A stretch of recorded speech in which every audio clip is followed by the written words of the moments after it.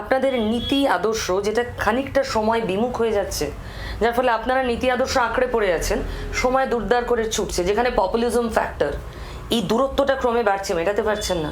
আমি এই পপুলিজম নিয়ে খুব স্টাডি করছি, এই আমার এই লেখাটাই সকালবেলাতে আমি এটাই লিখলাম, এই পপুলিজম নিয়ে তুমি এখনই এটাই বলছো। পপুলিজমটাকে আমাদের পৃথিবীর সব জায়গাতে একটা ওয়েলফেয়ার পলিটিক্স, ওয়েলফেয়ারিজম, এটাকে বলে জনকল্যাণ। আফটার সেকেন্ড ওয়ার্ল্ড ওয়ার এটা শুরু হয়েছিল। পপুলিজম মানেটা হচ্ছে, পপুলিজম কিন্তু এখন লেফট পপুলিজম হতে পারে, রাইট পপুলিজম হতে পারে, পপুলিজমটা আঞ্চলিক স্তরে হতে পারে, পপুলিজম আইডেন্টিটিকে নিয়ে হতে পারে। যেমন আমাদের এখানে এই যে গোর্খাল্যান্ডের দাবি নিয়ে বা কেন্দ্রের একটা ইউনিয়ন টেরিটরি দাবি নিয়ে একটা পরিচিতি সত্তার প্রশ্ন নিয়েও কিন্তু পপুলিজম হতে পারে।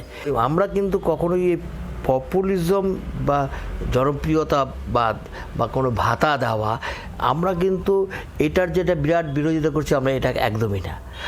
আমরা যেটা বলছি, এটা সমস্যার সমাধান নয়, এটা হচ্ছে এই যে পপুলিস্টরা, না আমি বলতে চাইছি পপুলিস্টরা তাদের দৃষ্টিভঙ্গিটা হচ্ছে তাদের কোনো কাঠামো থাকে না, তারা কোনো কাঠামোতে বিশ্বাস করে না, তারা কোনো সংবিধান বা আইন মানবাধিকার এদেরকে বিশ্বাস করে না, তারা কিন্তু বাম কি দক্ষিণ সেটাও কিন্তু তারা মানে না।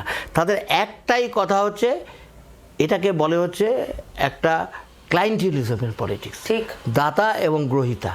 মানুষকে তারা রাজা প্রজার মধ্যে ভাগ করে দিচ্ছে, দাতা এবং গ্রহীতার মধ্যে ভাগ করে দিচ্ছে। অর্থাৎ তোমাকে যদি এটা পেতে হয়, তোমার একটাই থাকবে, আনুগত্য প্রকাশ করতে হবে রাষ্ট্রের ওপরে।